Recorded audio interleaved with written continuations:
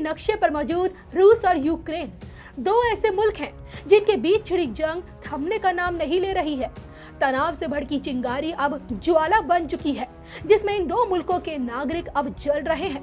2 हफ्तों से भी ज्यादा का वक्त हो चुका है, लेकिन रूस रुकने को तैयार नहीं और यूक्रेन झुकने को तैयार नहीं, या फिर यूं कहें, यह रूस अड़ा है और वहां यूक्रेन खड़ा है। जंग का ये मैदान कब्रिस्तान बनता जा रहा है।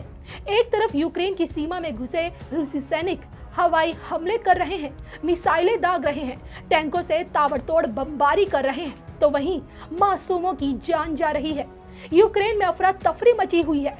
यूक्रेन की सेना अपने से 3 गुना ज्यादा रूस का डटकर सामना कर रही है।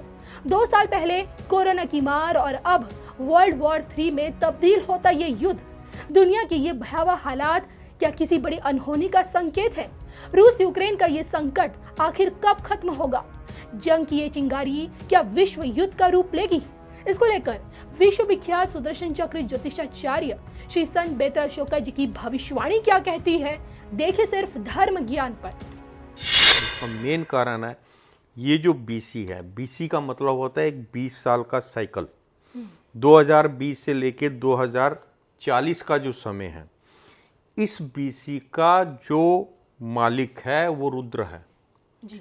रुद्र जो है भगवान शिव के गण हैं और वो जो है वो विनाश के लिए, अगर रुद्र की बीसी है तो विनाश होगा। और आप देख रहे हैं कि पहला काम जो है विनाश का, कोरोना ने 2020 की दस्तक पे ही शुरू हो गया था। 20 ने दस्तक दी और कोरोना आया जी। और कोरोना ने देखिए पूरे वर्ल्ड में 50 से 60-70 लाख लोगों ने जान गंवाई। उसके बाद अभी यूक्रेन और रूस का जो चल रहा है मासूम जाने जा रही है, उसमें जो मासूम जाने जा रही हैं। और ये जो है यूक्रेन और रशिया का जो आपका युद्ध है, ये वर्ल्ड वॉर 3 की शुरुआत है। अगर वर्ल्ड वॉर 3 होती है और उसमें एटॉमिक वार होती है तो उससे जो सृष्टि की जो नाश होगा, तो ये रुद्र की बीसी का प्रत्यक्ष नजर आ रहा है कि ये वर्ल्ड वॉर 3 भी सामने खड़ी है। इसका जब मैंने भविष्यवाणी की थी, पुतिन और रशिया इन दोनों के ग्रह ठीक नहीं है। अगर जिस देश का मालिक, वहाँ का प्रेसिडेंट, उसके ग्रह ठीक नहीं है, वो भ्रम की स्थिति में कोई भी गलत बटन दबा देंगे और उसके साथ ही वर्ल्ड वॉर 3 स्टार्ट हो जाएगी। इधर आपका चाइना जो है, चाइना के भी ग्रह ठीक नहीं है और चाइना के जो आपके प्रेसिडेंट हैं, उनके शी जिनपिंग, उनको भी शनि की साढ़े सती चल रही है और चाइना पर शनि की साढ़े सती के 3य चरण की जो है 2य ढैया चल रही है, जो डिस्ट्रक्शन के लिए तैयार बैठा है। वो डिस्ट्रक्शन करेगा भी और उसका अपना भी डिस्ट्रक्शन होगा। इसी तरीके से रशिया में भी बहुत बड़ा डिस्ट्रक्शन होगा और रशिया भी डिस्ट्रक्शन करेगा। यूक्रेन का भविष्य? यूक्रेन को तो ऑलमोस्ट मिट्टी में मिला दिया। यूक्रेन में अगर आप देखें तो बचा क्या है? यूक्रेन तो एक गलतफहमी का शिकार है कि पीछे से मदद आ रही है जी, क्योंकि कोई मदद और नहीं। उस पे वो अड़ा हुआ है और सामने से रशिया जैसी पावर, जो वर्ल्ड की नंबर 1 पावर है, उसके साथ वो भिड़ गया।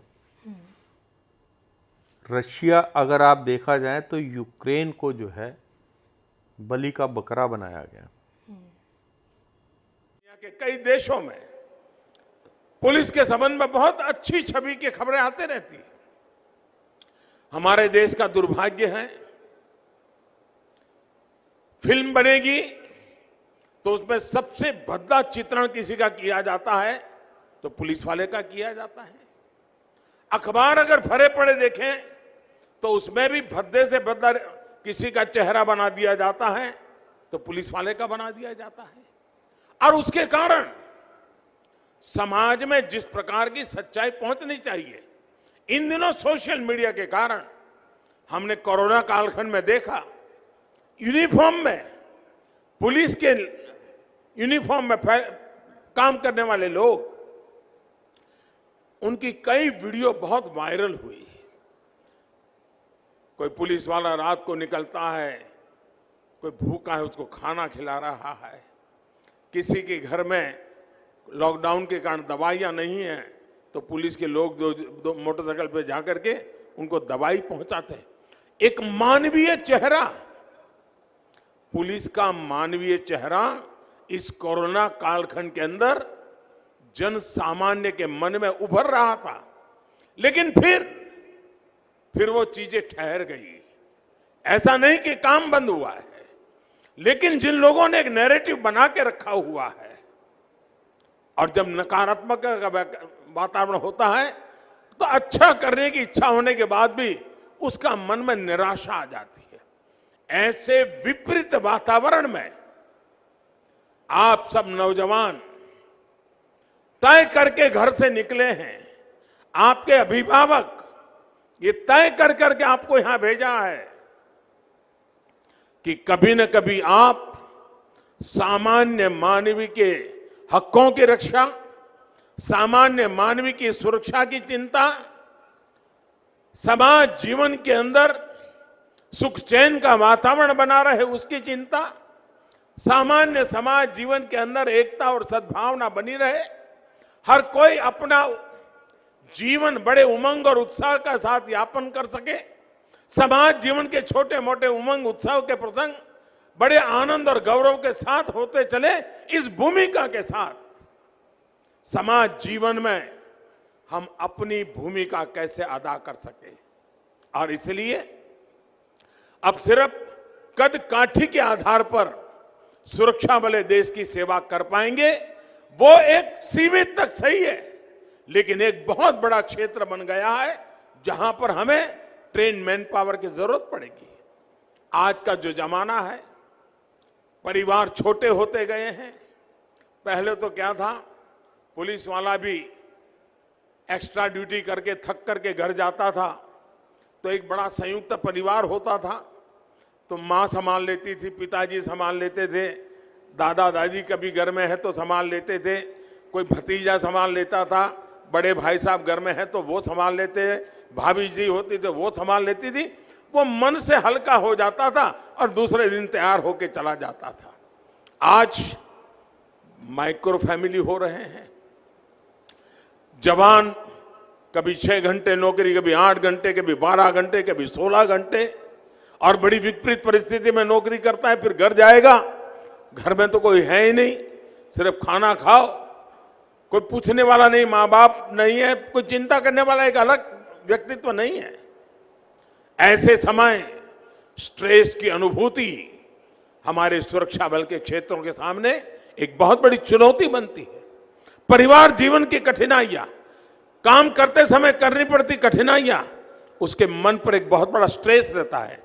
ऐसे समय में स्ट्रेस फ्री एक्टिविटी की ट्रेनिंग ये आज सुरक्षा क्षेत्र के लिए आवश्यक हो गई है, और उसके लिए ट्रेनर्स की आवश्यकता हो गई है।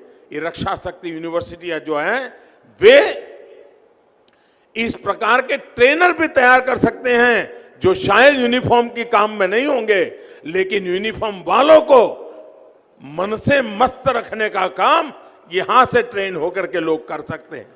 आज सेना में भी बहुत बड़ी मात्रा में योगा टीचरों की जरूरत पड़ रही है। आज पुलिस बेड़े में भी बहुत बड़ी मात्रा में योगा और रिलैक्सेशन टेक्निक वाले टीचर्स की आवश्यकता लगी है। ये दायरा भी रक्षा क्षेत्र का अंदर आएगा।